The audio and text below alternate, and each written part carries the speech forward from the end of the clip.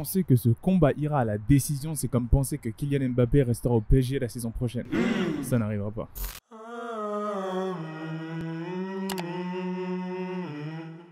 Hey yo, bienvenue dans le podcast The GOAT MMA Boxing. Comment se retrouve la GOAT Family? J'espère que vous allez bien et que vous passez une excellente semaine.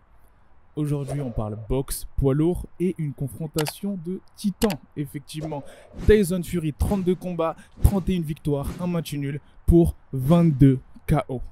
Dillian Whyte, 30 combats, 28 victoires, 2 défaites pour 19 KO. Ce combat est assez intéressant puisqu'il se place sous le signe de la frustration. Pourquoi ? De la frustration pour Dillian Whyte. Déjà, on va recontextualiser tout ça et essayer de savoir pourquoi est-ce que pour les deux, ça a été un chemin assez frustrant pour arriver jusqu'à ce combat-là. Déjà, pourquoi frustrant pour Dillian Whyte ? Frustrant parce qu'en 2019, c'est là où il a gagné, si je ne me trompe pas, sa première ceinture intérim WBC qui lui octroie le droit d'affronter le prochain champion WBC qui était, à l'heure actuelle, à ce moment-là, Tyson Fury. Il a remporté cette ceinture Dillian Whyte face à Oscar Rivas. Et depuis, il n'a toujours pas combattu jusqu'à 2022 pour cette ceinture. Il a dû attendre 3 ans entre Step Aside Money, entre annulation de combat, entre Covid. Ça a été extrêmement compliqué et l'attente a été extrêmement frustrante pour The Body Snatcher. Donc là, on peut voir que il a su développer une certaine patience vis-à-vis de son adversaire Tyson Fury, ou du moins vis-à-vis du champion actuel WBC. Il a pris son mal en patience, il a su attendre le bon moment, gagner son combat face à Povetkin, à la revanche, et se remettre dans le contentieux pour obtenir ce combat-là. Mais ça n'a pas été, on va dire, une balade dans le jardin pour ce dernier, parce que ça a été très compliqué et un parcours semé d'embûches. Et je suis convaincu que toute cette attente, toute cette frustration emmagasinée par Dillian Whyte va jouer sur le combat, va impacter sa manière d'approcher le combat. D'ailleurs, on a pu voir que du côté de Tyson Fury, ça a aussi été frustrant, la mise en place de ce combat-là, tout le build-up, car ce n'était pas traditionnel, très conventionnel, puisque le clan Whyte ne s'est présenté à aucune conférence d'avant-combat et ne s'est notamment pas présenté au Media Workout, le dernier de cette semaine. Et pour un combattant de la trempe de Tyson Fury, et même à ce niveau-là, avec une telle magnitude et une telle tension à l'approche du combat, ne pas voir son adversaire, ne pas pouvoir le size up comme disent les Américains, c'est assez frustrant. Et je ne sais pas si c'est une stratégie de la part du camp Whyte, mais beaucoup disent que c'est à cause du fait que Frank Warren, Queensberry Promotion, ceux qui organisent tout ce combat-là, n'ont pas respecté en termes contractuels Dillian Whyte, le champion WBC intérim, qui a quand même un statut à l'approche de ce combat-là. Et certains disent que ça a joué sur le fait qu'il ne se présente à aucun événement promotionnel. Ça a notamment beaucoup frustré le clan Fury. Mais bon, on a vu que le fait que Tyson Fury fasse la promotion seul d'un combat, ce n'est pas nouveau pour lui, puisque ça s'est déroulé de la même manière lorsque, à l'approche du combat et de trilogie entre Wilder et Tyson Fury, ce dernier a promu le combat tout seul lors de la dernière conférence de presse, vu que Deontay Wilder ne répondait pas aux questions. Et là, c'est assez similaire, même voire pire, vu que le Body Snatcher ne s'est carrément pas présenté du tout à ces événements. Et c'est assez drôle parce qu'il y en a beaucoup qui disaient que ce combat-là allait potentiellement être annulé. Non, là il y a eu des interviews notamment sur Sky Boxing qui montrent que The Body Snatcher sera présent et bel et bien en face de Tyson Fury sur le ring, prêt à en découdre pour cette ceinture WBC. Maintenant, on peut voir que là, ça a pas mal frustré Tyson Fury. Ce dernier qui a fait pas mal de bruit lors du dernier Open Workout dans lequel Dillian Whyte n'était pas présent, puisqu'il a fait une grande partie de cet Open Workout en garde de gaucher, que ce soit du shadow jusqu'aux palettes, il était en southpaw. Et ça a été intéressant parce qu'on voyait qu'il était extrêmement à l'aise, qu'il était vraiment très léger sur ses appuis, très dynamique et que sa coordination était on point. Que ce soit pour un poids lourd, on sait déjà qu'avec Tyson Fury, on peut s'attendre à vraiment de la rapidité tel un middleweight. Mais là, c'était impressionnant parce que là, il était en southpaw et on voit qu'il prépare quelque chose d'assez intéressant, une surprise potentiellement. Peut-être qu'il va nous faire une Terence Crawford, une Jaron Ennis, commencer le premier round en garde de gaucher, le terminer en garde de droitier, faire le spectacle. Et là, ce serait extrêmement intéressant de la part du Gypsy King, sachant qu'on sait qu'il est familier avec les champions de garde, même s'il ne le fait pas à tous ses combats. Et il se fait de plus en plus rare dans ses prestations. Mais là, ce serait quand même impressionnant face à un puncher tel que Dillian Whyte. Sachant que ce changement de garde aurait pour but principal, à mon humble avis, de neutraliser les crochets gauche dévastateurs en sortie de White et notamment ses hypercuts dévastateurs en sortie de combinaison. On sait très bien que White, c'est quelqu'un qui n'envoie pas énormément de combos, mais lorsqu'il en envoie et qu'il les termine avec des crochets gauche, des hypercuts gauche, ses derniers adversaires en ont fait les frais et c'était destructeur, dévastateur.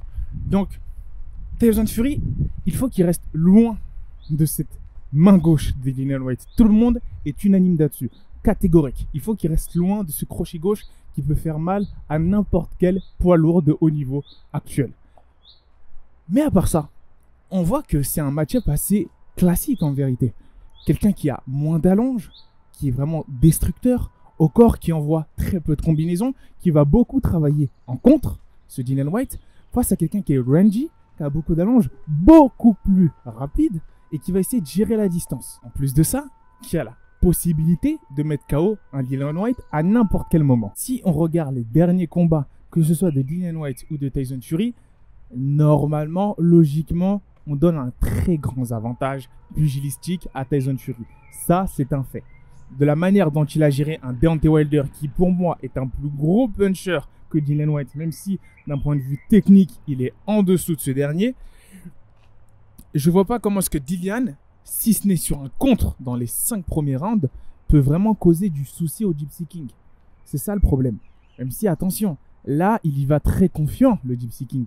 Mais si Dillian Whyte le touche ou l'emporte, ce serait le plus grand upset de la catégorie des lourds de cette dernière décennie, sans aucun doute. Parce que vu comment Tyson Fury est favori, il faut faire attention à ne pas trop tomber dans le laxisme et à se relâcher face à un combattant qui est quand même très dangereux de body snatcher et quelqu'un qui KO des Povetkin, qui arrête pas mal de combattants de haut niveau et qui reste extrêmement dangereux. Ce n'est plus le combattant qu'on a vu face à Anthony Joshua à ses débuts, on va dire. Il a complètement été métamorphosé. Et croire que ce combat-là va être un combat facile pour Tyson Fury, c'est vraiment ne pas connaître la boxe ou la catégorie poids lourd. Sachant qu'en un coup, tout peut se renverser. Alors maintenant, on va essayer de savoir qu'est-ce que va devoir faire chacun des deux boxeurs pour s'assurer une victoire. Et on va commencer par Dillian Whyte. Qu'est-ce qu'il va devoir faire pour pouvoir créer cet upset face à cette montagne que représente Tyson Fury? Tout simplement faire ce que Deontay Wilder n'a pas vraiment su faire dans les premiers rounds de cette trilogie, à savoir travailler au corps et surtout faire beaucoup de dégâts à ce corps de Tyson Fury. Parce qu'on a vu que Deontay Wilder, dans ce combat de trilogie, il avait commencé à travailler au corps. Mais on ne sait pas pour quelle raison, il a gassed out au bout d'un round. Ce qui fait que l'efficacité de ses coups a diminué au bout du deuxième, troisième round. Et on sait que lui, Dillian Whyte, c'est quelqu'un qui ne gassed out pas aussi rapidement qu'un Deontay Wilder. C'est quelqu'un qui, lorsqu'il te touche au corps, ses coups font des dégâts. Et si il arrive à neutraliser les déplacements et les mouvements fluides, latéraux et rapides du Gypsy King, il peut, on va dire, chop the tree, comme disent les Américains, couper l'arbre à la racine en bas avec la hache, c'est-à-dire vraiment commencer à faire des dégâts en bas, au corps, limiter ses déplacements, le ralentir pour ensuite remonter avec son crochet gauche, remonter avec son cross du droit dévastateur qu'il envoie de manière assez sauvage souvent dans ses combats. Et là, il peut espérer toucher, on va dire, le menton dans Tyson Fury. Il va falloir qu'il soit complètement méthodique. S'il n'est pas méthodique dans ce combat-là, si son approche est sauvage, comme ça l'a souvent été dans beaucoup de ses combats où il va à la guerre et il en ressort pour la plupart du temps victorieux, hein. On peut le voir face à des Chisora et autres. Là, aller à la guerre face à un Tyson Fury, tu risques de te faire mettre KO très très très rapidement. Parce que Tyson Fury, c'est quelqu'un d'un point de vue technique, avec l'allonge qu'il a et la précision de sa droite. Je ne sais pas combien de kilos il fait, vous me direz en commentaire, mais je crois que c'est à peu près 120 kilos. Tu te la manges dans le menton, au bout de 2 rounds, c'est fini. Donc, lui, c'est quelqu'un qui va devoir beaucoup, un peu à la Iron Mike, bouger la tête, aller, faire le pressing, travailler au corps, et ensuite, au bout du 2e, 3e, 4e round, remonter au menton. S'il arrive à établir ces stratégies-là, je peux vous garantir que ça va être un combat très difficile et une très longue nuit pour Tyson Fury. En revanche, si le Gypsy King arrive à établir son jab dès le début, à le gérer, à doubler, tripler, quadrupler son jab comme ça lui est arrivé par moment, et à complètement neutraliser la boxe de son adversaire, à jouer avec lui comme il a l'habitude de le faire, avec beaucoup de ses adversaires, parce que là c'est vraiment le match-up parfait pour Tyson Fury, le trapu puissant qui avance sur lui. ça va être très très très compliqué. Dès le début du round, si on voit un Tyson Fury qui est très léger sur ses appuis, qui arrive à être assez élusif pour éviter toutes les attaques du body snatcher, la nuit va être extrêmement longue pour Dillian Whyte. Car on va voir que de loin, grâce à sa droite et à ses coups rectilignes, il va causer énormément de dégâts sans lui-même en prendre. Et c'est ça son secret à Tyson Fury, c'est qu'il arrive en poids lourd à causer des dégâts comme s'il était dans une guerre, alors qu'il n'est pas du tout dans une guerre. Ses directs et ses jabs font extrêmement mal et arrivent à fatiguer ses adversaires. Il a même cette capacité à parfois descendre au corps, alors que lui-même est plus grand. Lui-même est plus grand que ses adversaires, mais il arrive à descendre au corps et à saper le cardio de ses adversaires. Et s'il arrive à faire ça avec un Dillian Whyte, je pense pas que ce combat va être très très long. Ses directs et ses crochets parfois au foie, ses crochets à la tête, ses crochets longs, je parle, arrivent à causer énormément de dégâts à ses adversaires. Et c'est ce que je crains. C'est ce que je crains pour le body snatcher, Dillian Whyte. C'est que j'ai peur qu'il n'arrive pas à, entre guillemets, engager Tyson Fury dans le combat qu'il veut. Qu'il n'arrive pas à engager la guerre. Parce que une guerre serait largement favorable à Dillian Whyte. Le fait d'échanger des crochets longs, des crochets courts. On a pu voir comment est-ce qu'il a pu surprendre Povetkin lorsqu'il était à mi-distance avec ses crosses du droit en intérieur, directement en pleine face. Et ça, c'est parfait s'il arrive à se placer au milieu, à mi-distance, et à envoyer ce crochet, ce cross du droit, directement dans la face. Et là, pour le coup, comme il est plus grand, il arriverait directement dans le menton de Tyson Fury. Ça pourrait causer énormément de dégâts. Mais Tyson Fury, on sait que il bouge énormément.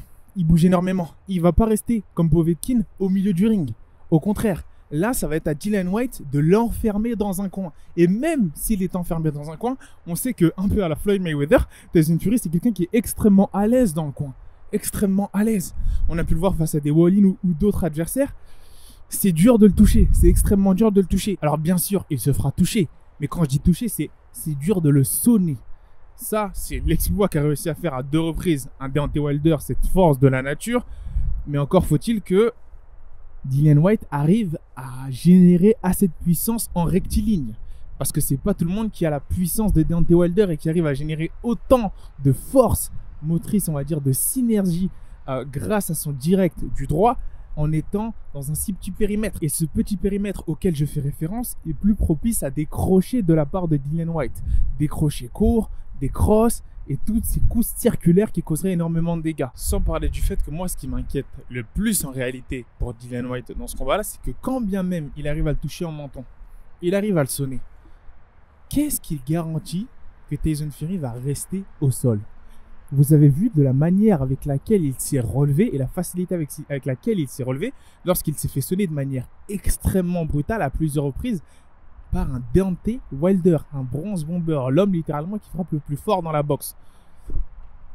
Donc je vois pas comment est-ce que un Dillian Whyte, avec son débit de coups, car c'est quelqu'un qui, certes, il envoie énormément de coups, mais beaucoup plus en contre et pas assez en combinaison à mon goût pour perturber un Tyson Fury, pourrait faire en sorte que ce dernier reste au sol. Et c'est là que ça va être intéressant. Cette frustration va entrer en jeu, ce mindset, parce que ça fait un moment déjà que Dillian Whyte se visualise en face de Tyson Fury. Va-t-il être à la hauteur?